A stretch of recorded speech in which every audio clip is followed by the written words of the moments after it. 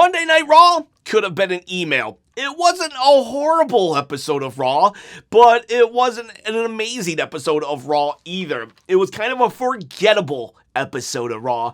It's like they did a lot of the same things they've been doing this week that they've been doing in previous weeks. Like, for instance, Otis and Tozawa, they got beat up again this week by the Vision. It's like we did that literally last week. Now Otis did get some offense in this week, and it's cool to see Otis and Tozawa get some airtime. But at the end of the day, we literally just did this exact thing last week.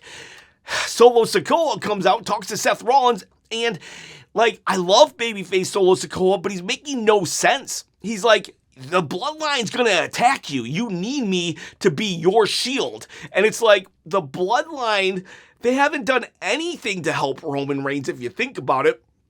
Solo Sikoa was describing the Bloodline from like 3 or 4 years ago. This current version of Bloodline doesn't help Roman out at all, so I don't know what Solo was talking about.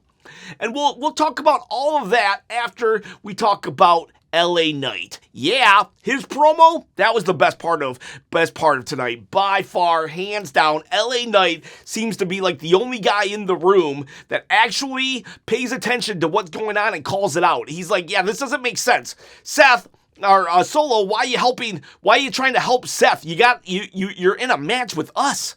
You're in a 3-way, a 6-man tag with us. Me, Royce, and you, we're supposed to be facing Usos and Jacob Fatu. So, like, I already don't trust you, and now you're doing that. Like, what are you doing, Solo? But my favorite part of LA Knight's promo was he called Roman Reigns out. So I'm a big Roman fan, but I'm also a big LA Knight fan, and he wasn't really saying any lies. LA Knight was like, Roman, he's like, I don't blame these fans. I don't blame these fans for chanting your name because, you tricked them. You tricked them because you had so many years to trick them, so many years to try to get over. You, Roman, took forever to get over. Me, on the other hand, I walked in and I was undeniable. I'm everything you wanted to be. For LA Knight to say that takes some big cojones if you think about it. I'm everything you wanted to be. I'm everything that the higher ups wanted you to be. And yeah, Roman can't, like that, I was like, whoa, LA Knight was on fire tonight. I'm afraid it'll cost him his push, though, because a couple weeks ago, he held up a sign, or months ago at this point, probably, or was it last year? I don't know. I remember he held up a sign that said, push LA Knight, not Jey Uso, and he pretty much got punished after that. We don't know for sure, but when you look at his placement on the card, I don't think he had a place on the card after he held up that sign for a couple months. So I'm a little worried that tonight, I don't know, it's like, go cut a promo on Roman, and then he comes in the back, and it's like, ooh, you shouldn't have gone that hard on Roman. So we'll see, but LA Knight, definitely go check out his promo. I highly recommend it. And so in honor of LA Knight, I'm wearing the $1 million belt. If anybody can tell me what the connection is between LA Knight and the $1 million belt, I'll give you a round of applause. How about that? But if you want to win this belt on my shoulder, you can. You see, I'm giving it away at 30,000 subscribers on my quest to quit my day job. All you got to do to get your chance to win is comment below and be a subscriber, and I'll ship it anywhere in the world free of charge. This is not a toy, people. It's a replica, and it can be yours. Let's start at the beginning. I think it took them 5 minutes. It was 6 minutes into the show before they said the word respect. And I think it was like 5 minutes in before we got some action. So that's actually pretty good. Sometimes it takes us a good 10 to 15 minutes to get some action. We have the Vision. They come out, and so the Vision right now is doing wonders for Otis, for Tozawa, for Maxine Dupree, and Austin Theory, but is doing horrible work for Braun Breaker. Just throwing that out there. Braun Breaker looks like a chump now in the Vision. That said, the Vision come out, and then we have First, it's Javon Evans and Dragon Lee. They're first, and then the Vision come. I liked this, that once the Vision got out, Javon and Dragon Lee instantly attacked. It was an instant attack. For a second, I thought, would they really do a 1 minute, like, surprise assault leading into a quick finish? I thought they were going to do that, but they didn't. Eventually, it just became a match. It was a fine match. Nothing wrong with the match. You know, Maxine Dupree would kind of distract. So would Logan Paul. Logan Paul is there. You know what's funny? You know what's funny about Logan Paul?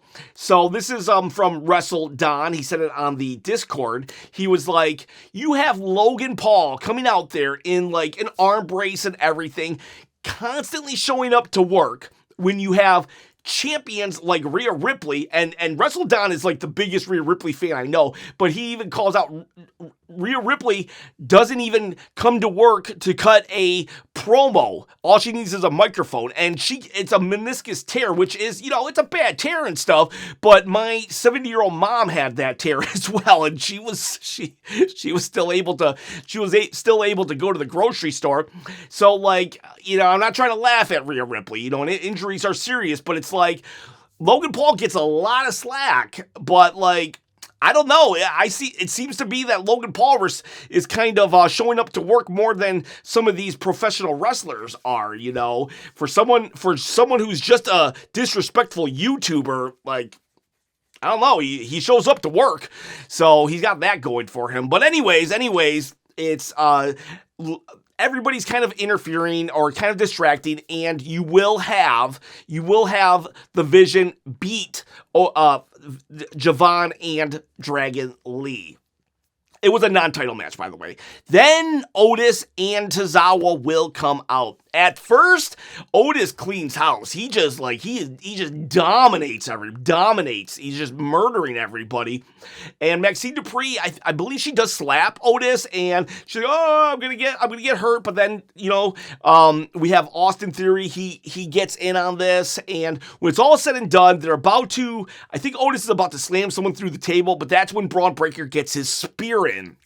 Braun Breaker needs to get that spear in, because that's all he's good for nowadays, and I don't like that. I wish we would actually push Braun Breaker as a single star, but whatever. He gets his spear in, they beat him up, and when it's all said and done, they're just like, oh my gosh, now that I think about it, we begin Raw the same way as we end Raw the same way. The baby faces kind of like in a pile, and the bad guys standing over them. That's how we start Raw. That's exactly how we're going to end Raw as well.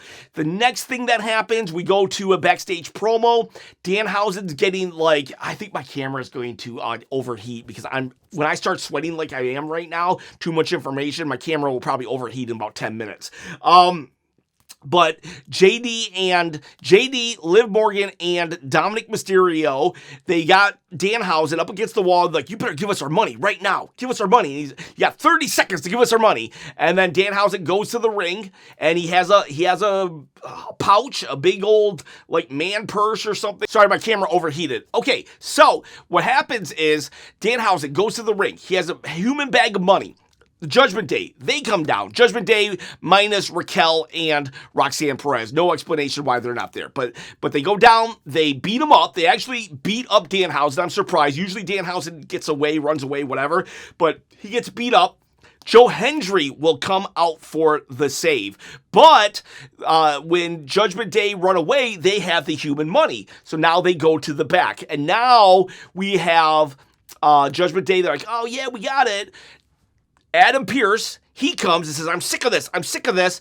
Then Danhausen and Joe Hendry, they come in, and JD opens the bag. It's money full of Danhausen's face, and he's like, wait, this isn't real money. Adam Pearce kind of laughs, and there's a back and forth, a tug of war for the bag of money, and we have a You Are Cursed, and like at some point, JD McDonough, they let go of the money. He like, you know, it's like one of those things where like, oh my gosh, and then he hits Oba Femi somehow. Oba's just there, like out of nowhere. Oba is literally just standing there, and then Oba gets mad. He's like, I should kill you.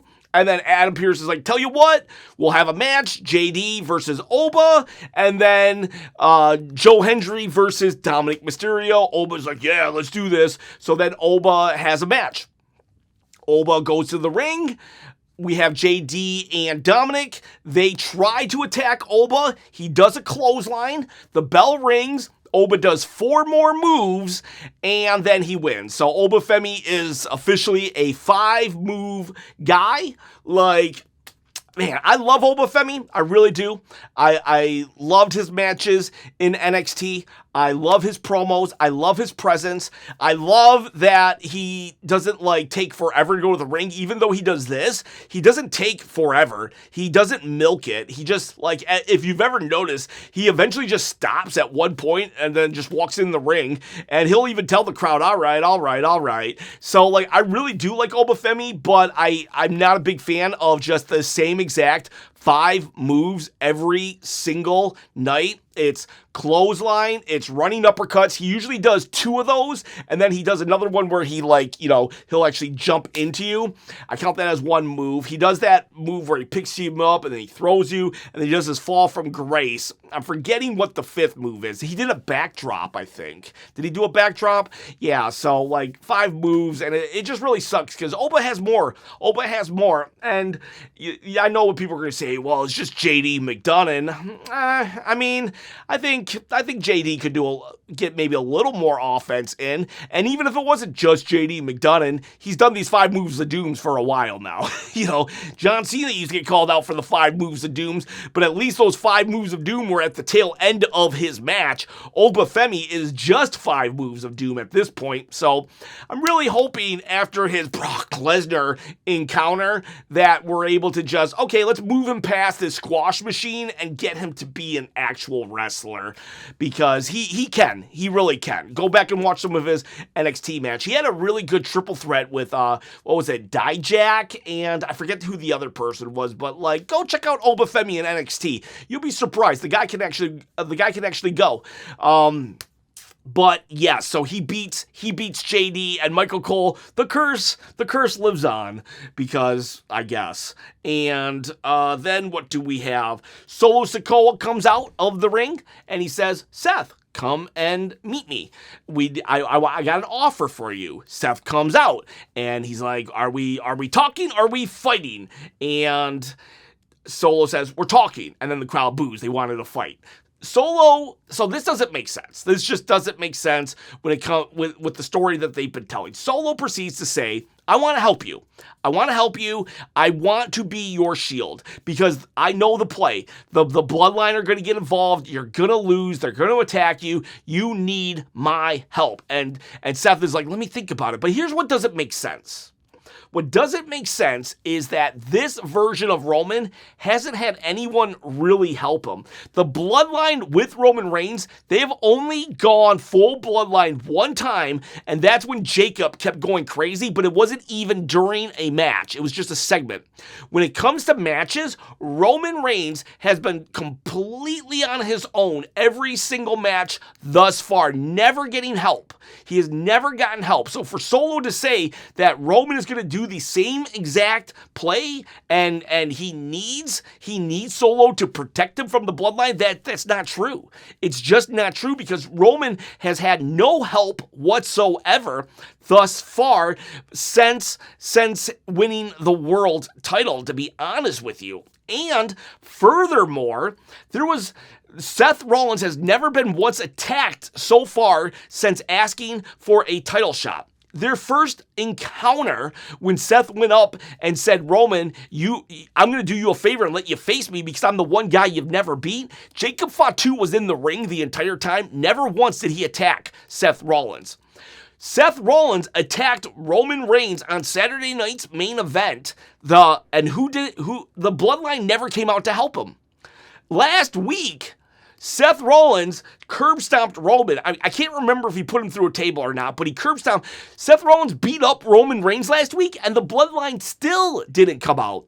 Therefore, Roman isn't using the Bloodline at all to fight his battles this time. So everything Solo said doesn't apply. Seth doesn't need anybody's help against this version of Roman.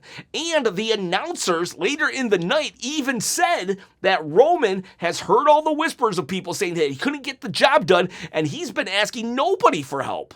Nobody for help. Seth Rollins even acknowledges it with Jacob Fatu later that there's a standing order that nobody can touch him except for Roman Reigns. So, that said, what was Solo talking about? Why is Seth even considering Solo Sikoa's help when Roman is literally making a 1v1? Now, you can always argue that maybe Roman's just suckering him in, and that at SummerSlam, the whole bloodline's going to converge on Seth and beat him, but, I mean, I think Seth knows that's not the play here. So, everything Solo said would make sense if Roman was acting like the Roman of 2 or 3 years ago, but he's not. He's just not. So, WWE needs to tell better stories or be consistent with the stories they are telling. Anyways, at one point though, during this confrontation, Jacob Fatu just comes out, and Solo's like, "Yep, out, peace out." Solo goes through the crowd, and Seth just super kicks Solo. Or not Solo, Seth super kicks Jacob Fatu, and Jacob Fatu just eats it. He eats it, and he doesn't attack Seth. At first, I was like, Jacob needs to attack Seth Rollins. I can't believe they're not making Jacob attack him. But later in the show, Seth walks right up to Jacob, and he says, "Come on, Jacob, why don't you attack me? Is it because you have standing orders not to attack me? Yeah, I know Roman. He's told you not to attack me. You can't do nothing against me." And then Jacob is like, "All right, but once the fight with the OTC is done, you're mine. You're mine." So, like, again, Seth Rollins doesn't need anybody right now because it's literally Roman and Seth. They're the only ones involved in all of this because Roman's not using the bloodline at all. I don't like Jacob being tied down like this. I wish Jacob and Seth would have got into it. I really wish those two would have got into it, but we didn't do that, unfortunately. So yes, Seth is gone for the night. I really feel Seth should have showed up at the end segment as well to kind of just help fight the bloodline and kind of stick a knife into Roman Reigns, but Seth just doesn't show up. All right, what else we have here? But again, yeah, Solo. I love Solo, but he wasn't making any sense based on the story that we're telling. Rusev and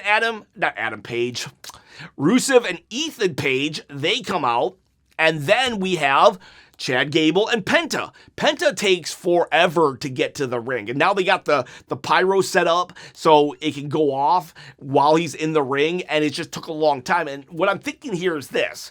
Why would Ethan Page and Rusev wait for Penta to just get off his pyro in? They should have just attacked. If we have Javon Evans and Dragon Lee just can't wait to get their hands on the Vision earlier, that's the good guys. The heel thing to do is to attack, to surprise attack like Javon and Dragon Lee did. So let's have the heels actually do that. The heels should have attacked Penta while he was doing his thing. How cool would it have been if that sparkly thing was going off and then he was attacked?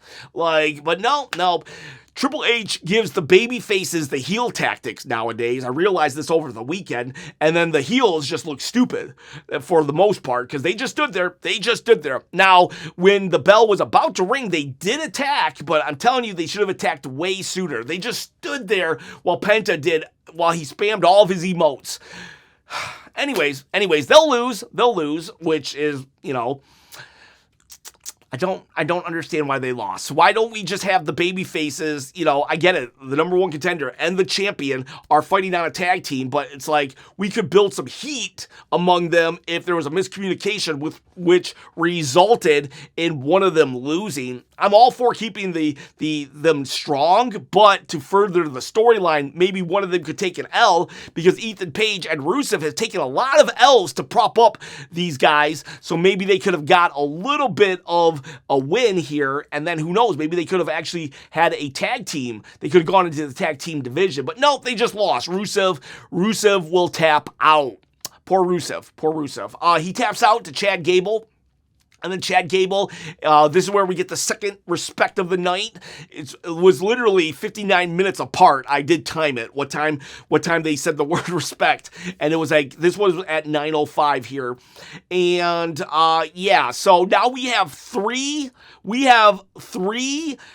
SummerSlam title matches that are face versus face. Chad Gable versus Penta, Roman Reigns versus Seth Rollins, and some people don't consider Roman Reigns a babyface, and he is very heelish, but based on the reactions and the fact that he's the one that gets to hold up the NBA championship, WWE definitely views Roman Reigns as a babyface. And then Cody and CM Punk. 3 babyfaces facing, doing championship matches, face versus face. And then, so Chad Gable and Penta, they shake each other's hands. Man, I really miss the Chad Gable that was under a mask that would try to get a guy's girlfriend fired just to get under his skin. This Chad Gable, all he does is this, and handshakes and respect. I'd like my wrestlers to hate each other, you know? At least Seth and Roman, yeah, it's babyface versus babyface, but they hate each other, so it's still interesting. Punk and Cody, they're starting to get in each other's faces, so that's getting interesting. Although, if you see him, Punk pie-faced Cody at the kickoff show, and he called Cody little brother. Remember LA Knight saying how Seth and Roman were calling each other little brother? So CM Punk now calling Cody brother. It's like, why are we doing that, CM Punk? That's Roman and Seth's thing. And you might be thinking, all you do is complain. Am I complaining, or am I calling things out? They've told us over and over again that WWE is fake, right? They've told us they have Unreal. All of this is scripted. So if you are going to say this is all scripted and this is all Hollywood and stuff, well, then act like Hollywood. Get a script doctor and make everything make sense. Like, that's what Hollywood does. They literally have somebody there that is just, like, making sure that all the stories make sense and there's no plot holes. So, like, hey, you can't have your cake and eat it too, Triple H. You gotta, you want to tell us it's fake? Well, then make it good fake, not bad fake. What else we got going on here? Joe Hendry. So Paul Heyman cut a promo. It was like a vignette promo where he's just there and he's talking about how Brock Lesnar is undefeated in Hell in the Cell and stuff, and it's like, okay, but you said all this last week. This week it was just different because he was alone in a room sitting in kind of like the dark. But like, he's already said all these things. Like, legit, Brock and Oba should have just been done at Mania. Like, they are trying to stretch this out, but they're saying the same thing. Even Paul Heyman, one of the best talkers in the business, literally has nothing else to say other than, he's undefeated in Hell in the Cell, Oba. I've heard even Paul Heyman is repeating himself nowadays. So that's concerning, to be honest with you. Tickets are on sale, so $25. They have selling promo codes for SummerSlam now. That's interesting. It is such a non-sellout that they've reduced tickets promo code for $25. You know what? Good.